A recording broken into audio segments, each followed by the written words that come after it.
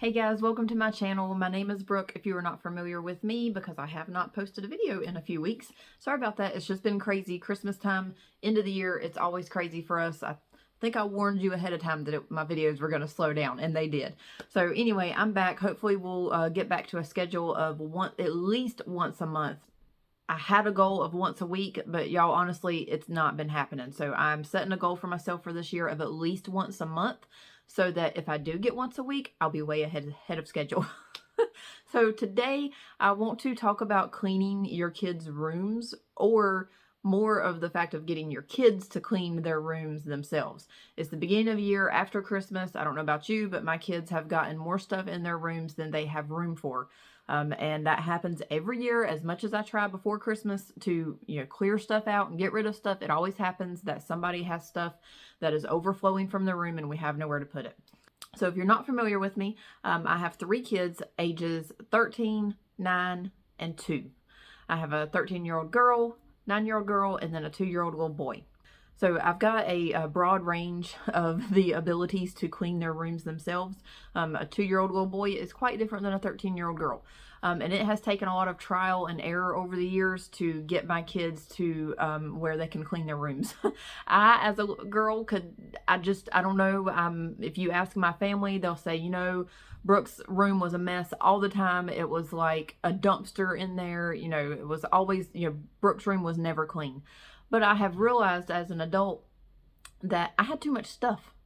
I didn't know where to put it, and I was never really taught how to clean. My mom, if she sees this, will, probably deny that. But I honestly, as an adult, looking back as being a kid, I don't remember being shown like how to organize the things in my room. Like, I saw things in the house being organized, but when it come down to me doing it myself, I just drew a blank. And then when it came time for me to tell my kids to clean their room, it took a lot of trial and error, especially on my oldest daughter. I'm so sorry to her for all the mess ups I did on trying to teach her how to clean her room and do housework and all that. But I think she's finally figured it out.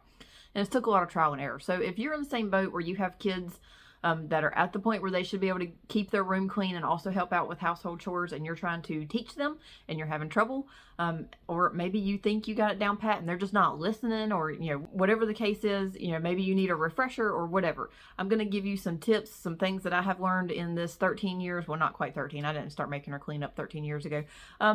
Let's say 8 to 9 years of cleaning up, of teaching kids to clean up, what I've learned and things that have helped me. So one thing that was a really big thing that was like an aha moment for me was that I needed to help them. I couldn't just say, go clean your room. Your room is a mess. Even, a 3-year-old, 4-year-old, you say, go clean your room. They have no idea. They're just going to go in there and start playing.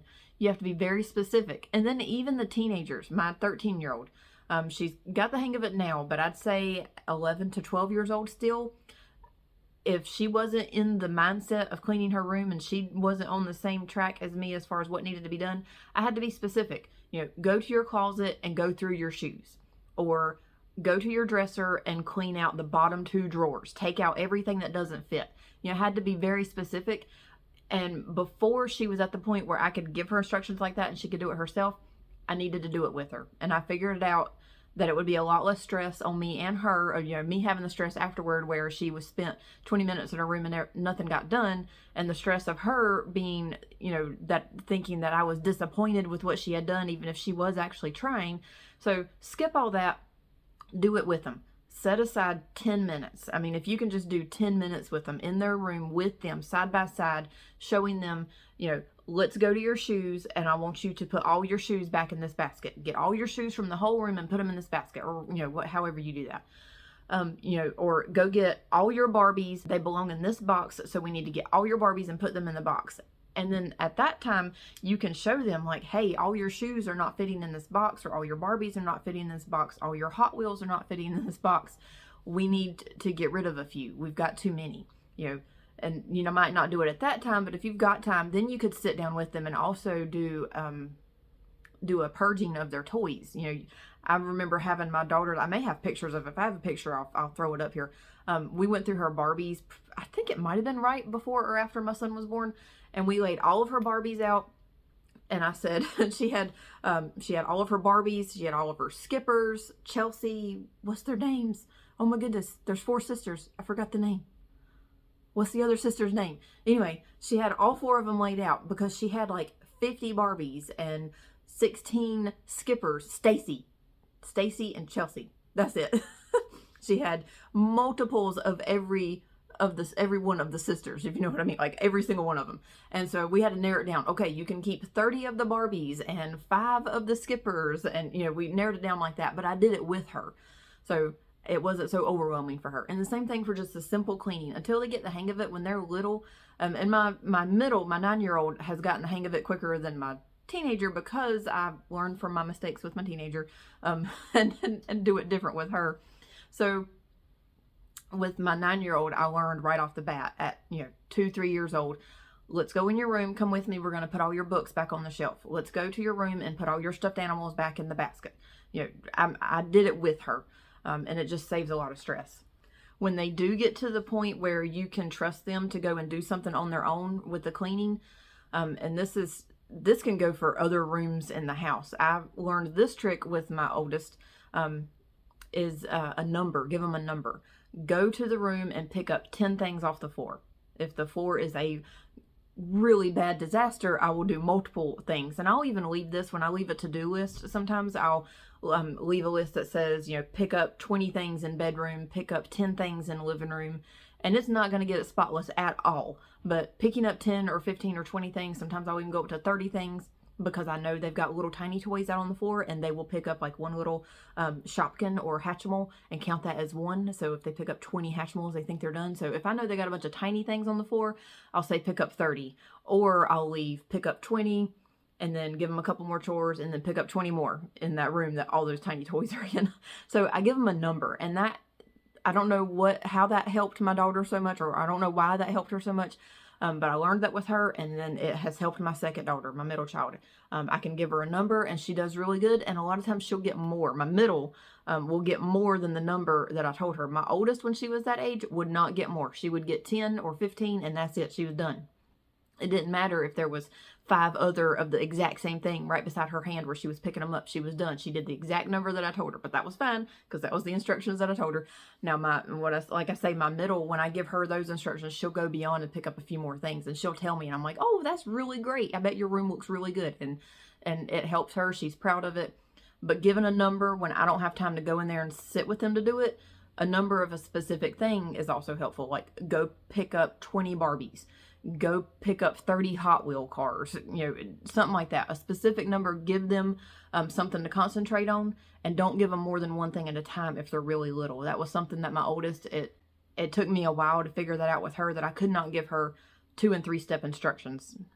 If she wasn't in the same mindset as I was, if she really wasn't wanting to clean her room, and I told her to do 2 different things, do this and then do that, she'd forget. She would just be in there playing. She would find something, totally not what I told her to do, and would be doing something else.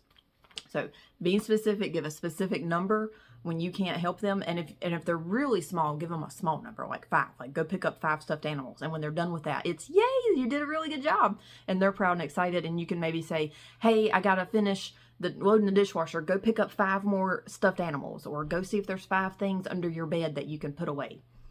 And, if they're old enough to count to 5. I'm saying really little, but you can judge it yourselves what number they're capable of counting to. And another thing, kind of back to what I was saying a little bit earlier, when you're cleaning with them and you notice that something's overflowing, something that I figured out, and it was something that I got from Minimal Mom. If you've never seen her, you need to go find her channel. She's great. I have learned a lot from her, but it's to have a container for an item. So like a Barbie, have a container for the Barbies, and if all the Barbies won't fit in that box, then you need to get rid of some Barbies. If all the Hot Wheels won't fit in a box, you need to get rid of some Hot Wheels. But, I don't know, don't make it so small that they're going to feel like they're being denied their toys and you're throwing their toys away all the time. But have a container of some sort so that they can visualize, I can't keep my room clean. With my middle, I have she has some boxes that slide under her bed, and if they're too full, they won't slide under her bed. So that's her cue that I need to get rid of some stuff, and she knows that's coming. When I see that box is sticking out from under her bed because she can't get it all the way under there, it's not a shock when I walk in there and say, hey, you need to pull some toys out. pull me out 5 toys that you don't play with anymore, or that are broken, or, you know, anything that you're willing to get rid of. Let's get 5 toys out of there and let me look at them, and we'll see if we're going to throw them away or donate them. And she understands that. Like, she knows that that's the level of toys that she can have in that container. And when it gets over, she's going to have to let go of something. So it's already in the back of her mind that she's letting go of something, and it's not a complete shock and meltdown when I say she's got to get rid of something. So having a manageable amount for you is also helpful for them to know when their room is staying clean and when it's not staying clean. When you're going to do a deep clean in their room, like this is for when you're helping them, because unless they're a much older teenager, I don't think that they're ready to do this kind of thing. If you are like, it's an emergent, if it's like a big deep clean and you got to go in there and get rid of a lot of stuff, start with a trash bag, black trash bag preferably, so that they can't see what's in the bag and ask to get it back out. Start with a trash bag, start with a box or container or something that's donate, you know, not trash. And then start with another one that is keep, maybe for later, like maybe a rotate box that they're not playing with now, but they don't want to get rid of. That helped me so much, because my oldest didn't want to get rid of stuff, and I didn't think to keep a like maybe later box that we could put in the attic or in our shed outside or something like that. So having trash, donate, like they definitely want to get rid of it, they don't want it anymore, but it's still good, and then we'll keep it for maybe later pile. And that, I try not to let that be a very big container. So you go into the room, go section by section, go through there. This is more for the toys. Even my girls haven't been that attached to their clothes. I don't know if my boy will be, but mostly with the toys and knickknacks and things like that, what we're going through is when this is, you know, those 3 things are a big help. So you start going through the toys, and they might say, well, it's not broken, but I don't really play with it that much. And you can say, okay, well, we can donate it. And if it's something that they're really wanting to hang on to, but you know they have not played with it in 2 years, and you know they're not going to play with it, but they don't want to get rid of it. My second daughter, she is like that. She is so much like that. She'll admit that she doesn't play with it, but she'll say, it's fine, it's not broken, I don't want to throw it in the trash, or I don't want to get rid of it. I might play with it later. You know, she throws all these scenarios in her head. She doesn't want to get rid of her stuff. So that's where the keep it for later box will come in handy. And then I can bring that keep it for later box out, you know, a year later, 6 months later, something like that, and say, you didn't even miss this. Or, you know, I could get rid of it without even asking her, because I know she hasn't missed it, hasn't asked for it, and she's not going to miss it when I get rid of it. Then I can donate it. So just giving them the peace of mind that you're not throwing everything away, because I think that's like an immediate, like, oh my goodness, when they think that things are going in the trash. It helps them to be able to let go of things easier, or at least it has been the case with my kids. Something else for the deep clean, when you're like really organizing and stuff, is to take everything out. This might be a pain, but to show them more of the, you know, the physically how things are fitting, taking everything out of a drawer or a box or a bag or whatever you've got, the toys or even the clothes. We do this with everything. I'll take, like when we go through the clothes, I'll take everything out of their closet and we will organize it. Okay, this is your short sleeve shirts. This is your long sleeve shirts. This is your skirts. This is your dresses. You've got 25 short sleeve shirts. Let's narrow it down to 15. So we'll go through and we'll get out the 10, you know, least favorite, or we'll go ahead and get the, you know, ones that have stains and tears, or they're too small, or they're too big and we want to put them in a hand-me-down pile or something like that. We'll go ahead and get that out. But we take everything out, and then we only put back what we're keeping. And it's like, look how much space you have now. And then with the toys, we'll take everything out, and a lot of times it's overflowing. So as we're weeding through the things that are broken or not going to get played with, then we put them back in the container. Then they can see, oh wow, I can see my toys. I can see them so much better. I can get to them to play with them. And it just helps them, I think, to grow into that mindset. My 13-year-old, I don't have to worry about her cleaning anything anymore. Of course, she does the normal teenager, like I'll walk in a room and she'll have stuff thrown all over the floor. But the next day she's got it picked up and I don't even have to tell her. And she helps me around the house. I could just say, you know, come help me clean the kitchen, and I don't have to give her specifics. She's a big help to me, and it took some trial and error to teach her how to do that. But she knows how I clean the kitchen, and she has her own way of doing some things, but she gets it done, and she doesn't get frustrated. And I don't get frustrated because she's like, I don't know what to do. My 9-year-old will still, when I say, you know, help us clean the kitchen, and she'll just stand there. I don't know what to do. I don't know where any of this stuff goes. I'm like, just pick up one thing at a time and I'll tell you where it goes. And most of the time she'll pick up one thing and she knows where it goes. She was just overwhelmed with having to help us clean the kitchen. So I think it does help. These things will help. And when, by the time they're a teenager, hopefully things have sunk in and they can keep their room clean on their own. That's kind of all I had on that. I'm trying to think if there was any more to add. I don't know, just giving them a lot of praise when they do good, when they do things that you didn't ask them, when they go above and beyond, letting them know how much it really helps you. Like, I'm not exaggerating when I tell them that I appreciate them cleaning something, because it helps me so much to not have that in the back of my mind that their room is a mess and that I'm going to have to stop doing what I'm doing to go clean their room. You know, knowing that they can keep their room clean and that I can give them simple instructions to follow and they can do it themselves and they can be proud of themselves. It helps me so much. And I know it helps them, because I remember being a kid and being frustrated that I was the one who had a dirty room all the time. Like, I was the one that lived in a dumpster, you know, so-called. That's what they called my room, because it was messy all the time.